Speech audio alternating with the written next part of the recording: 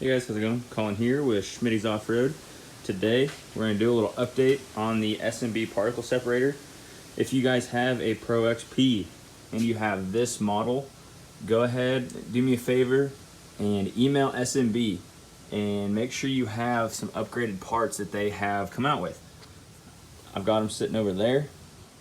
They did some redesign work on this specific model, redid this seal and this housing.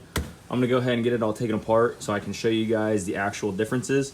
But again, if you have this model, make sure you have the upgraded parts because it is kind of defective right now and it's sucking in more dust into your airbox than it should be. All right, let's get this thing taken apart and we'll show you the new parts.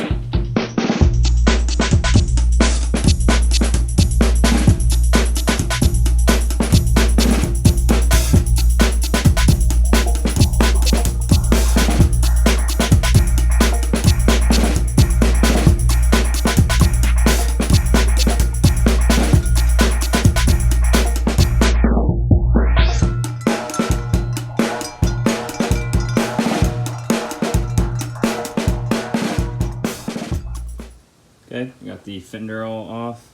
If you guys want to see a detailed video of how to install this, I've got a video, I'll link it up here. And you can also check the description down below after this video, and I'll have it linked there as well. But I've got a detailed video on how to take this all apart. I'm just kind of speeding through it for this video. But yeah, I got ahead, got the fender off, took the airbox lid off. I'll kind of show you guys what it looks like. This is after 150 miles of dunes and then probably 60 miles on some gravel roads, so pretty dusty. Probably worse if I didn't have the particle separator, but it would be better if the particle separator is working how it's supposed to. So I'm gonna get that filter shook out and cleaned, get it all cleaned up so we're good to go after I finish the updated parts install. And then I'll really be able to test this filter and see how well the S&B works. I do want to give S&B a shout out though. They have killer customer service. The fact that they're sending these replacement parts out for free is amazing and shows you how well that company works, and they really want you to have the best product out there. Real quick, I'll show you guys kind of what I was talking about with this seal. It looks like it's all sealed correct, right? Well, you go in here, you can push. You can get your finger into where the separator is. So this seal, you can almost push completely inside. Look at that. I was under the impression that I had this installed correctly, and I can push that seal completely into the separator. So I just noticed that, and that is what we're actually getting ready to replace. So the new parts are supposed to fix this, so there shouldn't be any dust coming in through here. Yeah, I'm glad S&B found this fix because that's pretty bad that I just now noticed that. So we'll go ahead and get that out and I'll show you guys the new parts and get this thing back together. Just to show you how well that seal was not working, this is the inside of the separator. Pretty dusty in there. That is what goes to the intake. So quite a bit of dust in there. I'm gonna have to go ahead and get that real cleaned out, but I'll show you guys the differences in the old part versus the new part. So this seal, and this was my biggest gripe when I was installing this, is getting this seal and everything lined up sucked. And this new method, I think, will make it a lot easier. That's my hope anyway. So I guess we'll see if that comes true, but fingers crossed. So this seal basically would sit on here and then the motor would just push against it.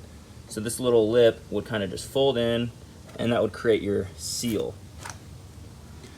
Obviously that does not work very well.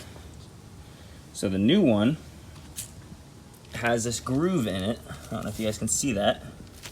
And then it comes with this new faceplate that will go on the separator. And this has a matching groove on here. So that will just sandwich into there like so. And that will seal a lot better. It'll also help it get lined up, so that part won't be too bad. Again, fingers crossed. So that's really the only new parts that they give you. It's the faceplate, the seal, and the box. I guess this box, some of them, I don't know if it's too hard to tell based off of just looking at them, but they had a casting issue, or however you, I don't know if you technically cast plastic, but where this could be a little bit deformed, causing gaps and obviously letting dust in. So they go ahead and send you a new one of those just in case, and that's about it. So I'll get the new ones put on. I need to clean out the air box, clean out this tube. It's just pretty dusty in there. I don't know, I feel like that's not normal. So hopefully we can get these parts put on and have a lot cleaner air filter and tube and everything. So get this all put back together, and we'll see you guys later.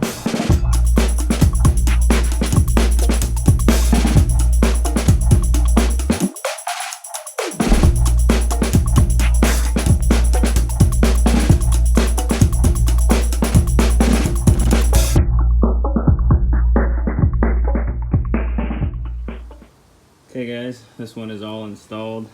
Looks a little dusty just because it was dusty taking it apart, but it'll get cleaned up.